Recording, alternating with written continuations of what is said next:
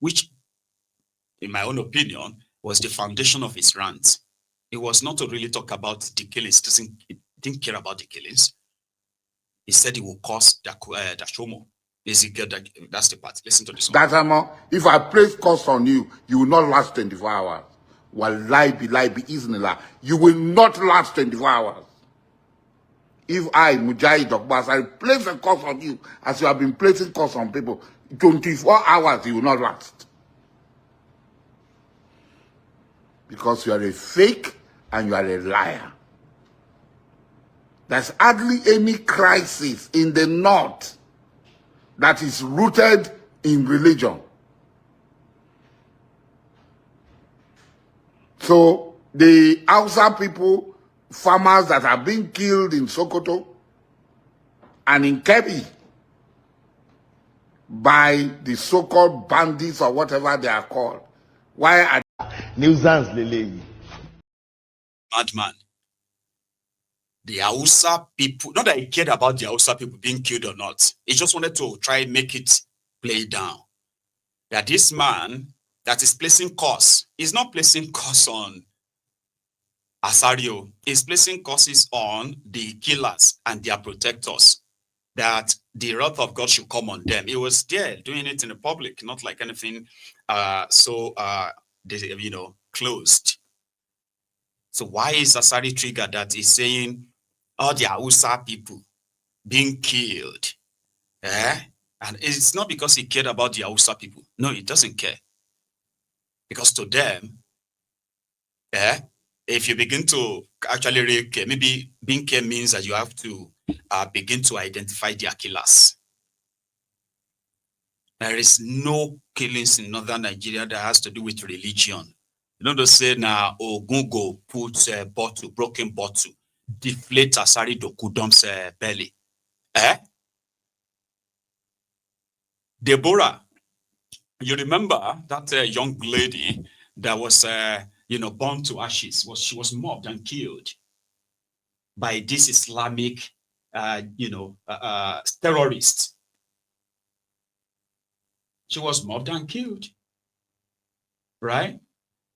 We've had communities where, especially in southern Kaduna, where hundreds, if not thousands of them have become so displaced that they have now appointed emirates like that, Amir, in some of these communities, codedly. They barred the media from going to these communities that have become so desolated and like empty. All of these are public. They are not things people are making up. The whole information is out there. But unfortunately, right, people like Asari Dokudom, they are in very, very sizable large number. And that makes it very much scary. So like I said, the foundation of most of his rage on social media, 80 to 90% of Asari Dokudom's rage on social media is because of the Igbos. And his reaction is coming from the reactions of the social media users. And the moment he felt that way, he would turn on the camera. And they actually triggered him during this madness. And he had to display more to show to everybody that he's not hungry. Because people are there like, you are hungry. It's because you are now broke.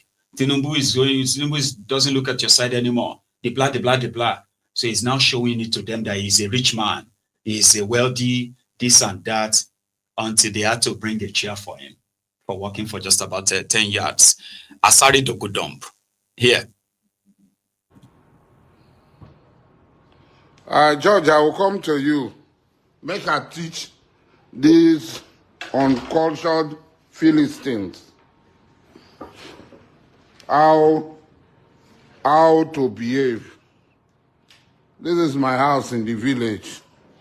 You see, now inside that they work out.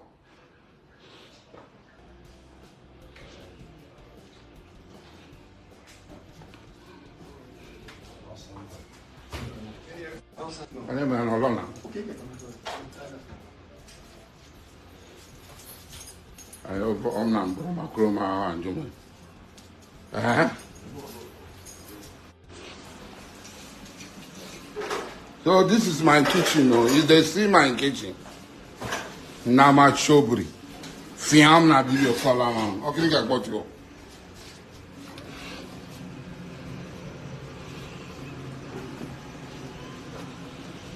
You see my swimming pool? You see how big my swimming pool is?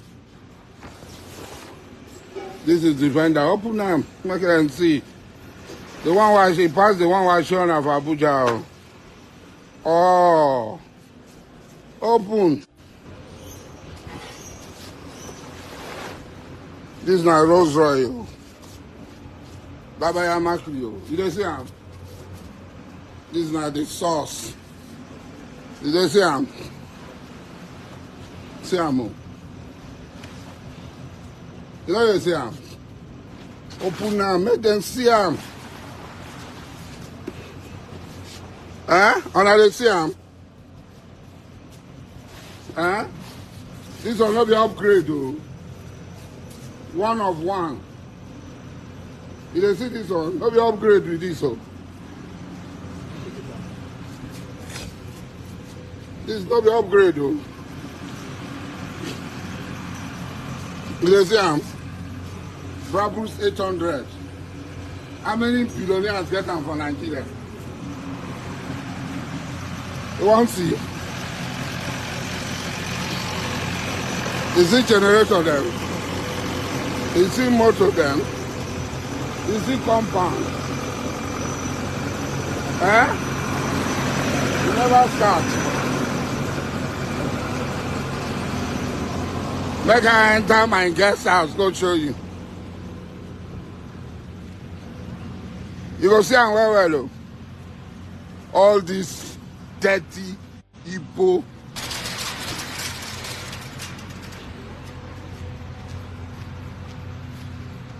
Now when she open.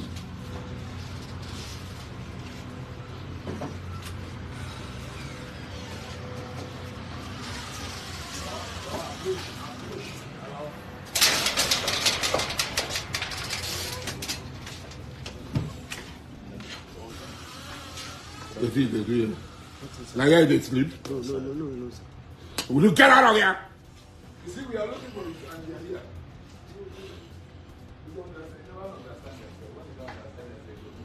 You see, this is not the guest apartment. Not be where they stay. You see, take beaucoup merci. Beaucoup merci, c'est pas grave.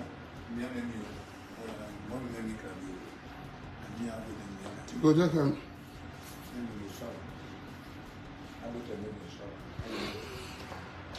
This is my guest apartment. I never enter around.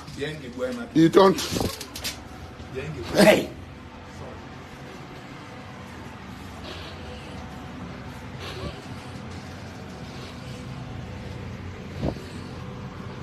You stay, and you start to talk. You start to insult people.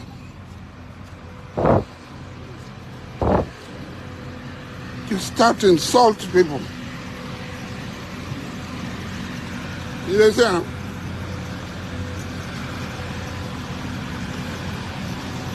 You understand?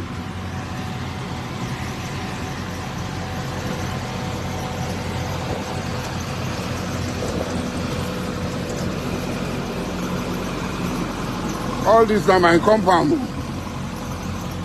All this.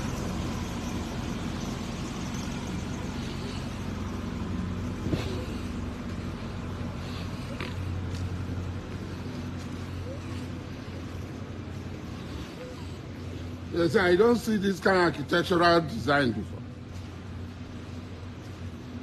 For village. Nowadays. When I go build those cheap houses. And I go say Odogu. This is just one.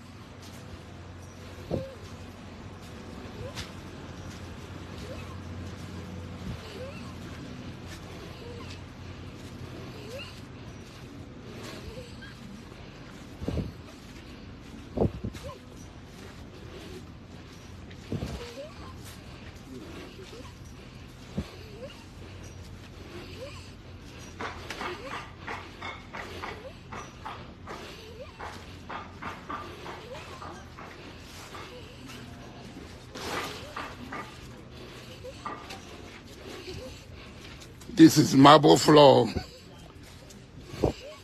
You see the marble place where they perform ablution. Make I enter the mosque, make you see. This is my mosque. Private mosque in my house, in my village. See, my security house. Now 3 floors.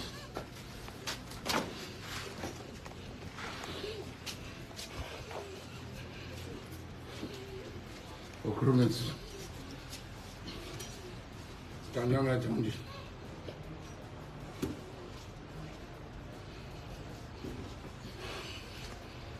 Yes, sir.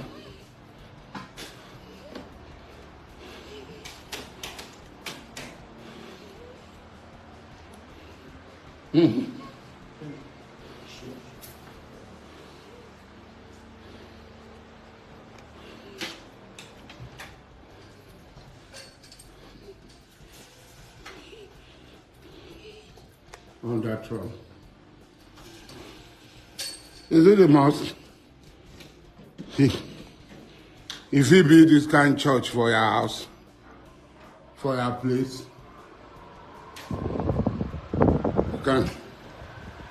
we can climb up. So when you, maybe when you go about abusing people, Kind of like somebody with a small mind, you know.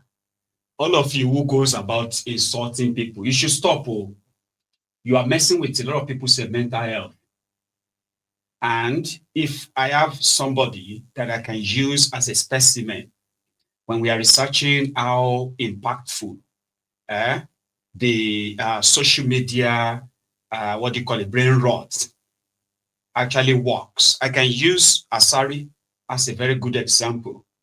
Asari kind of like spends a lot of time on social media like a lot of people. And most of the time, he grew his own obsession. And he never used to be like that. I mean, he used to be a pro-Biafran, by the way, until he got a deal with the Boko Haram's government, a deal that birthed all of that. Asari is very rich in you. He is showing you his properties in the village, and quite substantial. I mean, so substantial. You will say, Abi, but it is called wealth without enterprise. Asari has a private school in Benin Republic. Yeah, I think, is it Benin Republic in Cotonou? Private university.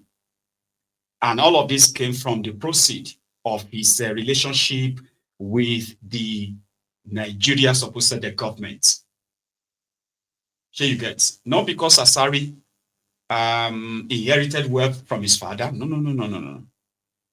All of that stuff you see around everywhere he's got them, they are like his own way of investing his own proceed, his own cut from the largest of Nigeria. And that is why he is viable. But his obsession with the Igbos, I don't know if it is real.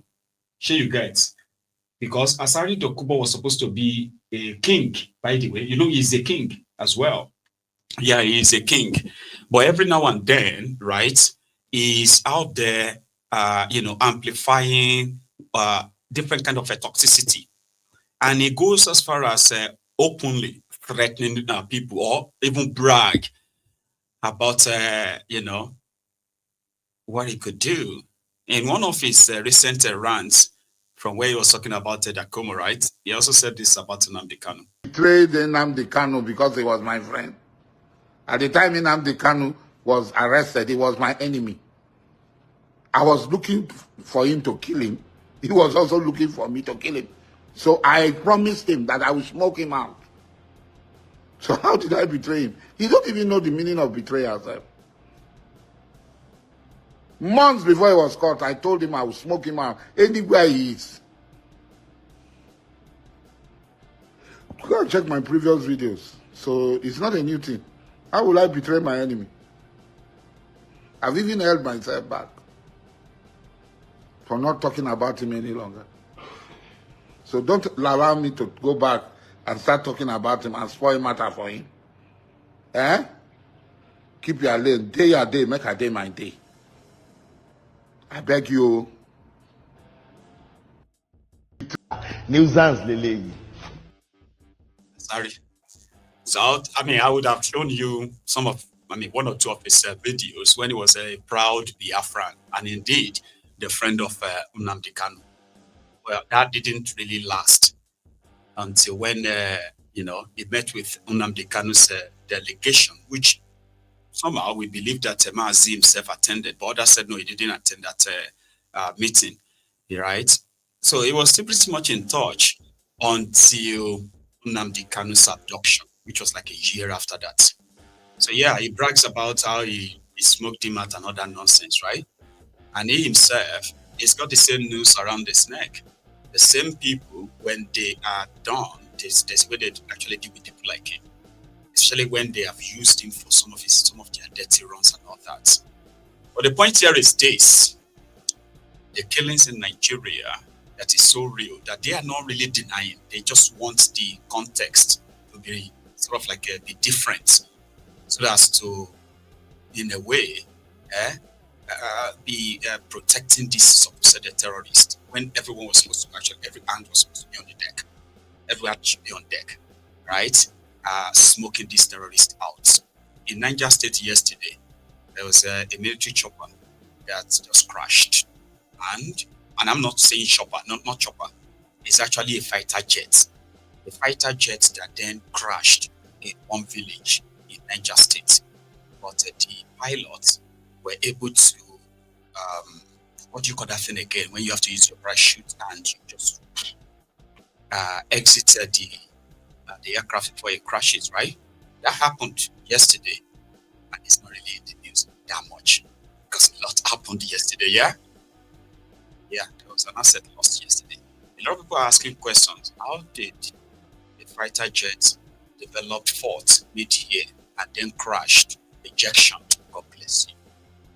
Yeah, it's called ejection. You eject yourself like before the aircraft crashes, right? So a lot of people are now asking, how did this happen?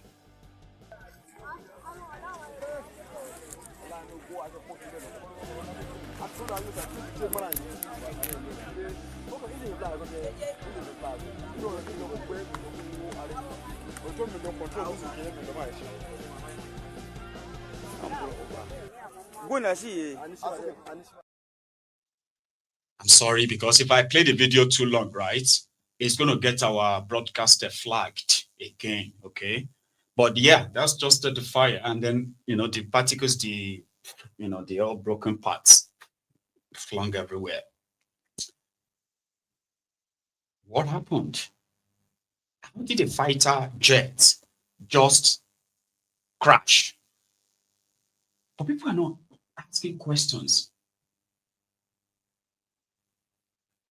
They have been so distracted with so much, right? That all of this, they are happening. Some are saying that they probably got shut down. But Nigerian military, of course, maybe for security reasons, they will say, oh, it was. But how do you then deal with it if indeed it was actually shut down? Sure, you get me now? So how do you deal with that? This will be the second time that a Nigerian fighter jet, the last time they admitted that, it was shut down. In case if you don't understand, there was this ammunition. I don't know the name, but I will describe it so that those of you who have military background can help us, okay? There was this ammunition, right? It's like that RPG, but RPG is like something they would do like this. But this one is bigger than RPG. They put it on the ground like that. They will coordinate and do some settings and all of that. Then they will shoot it. It's like that rocket as well.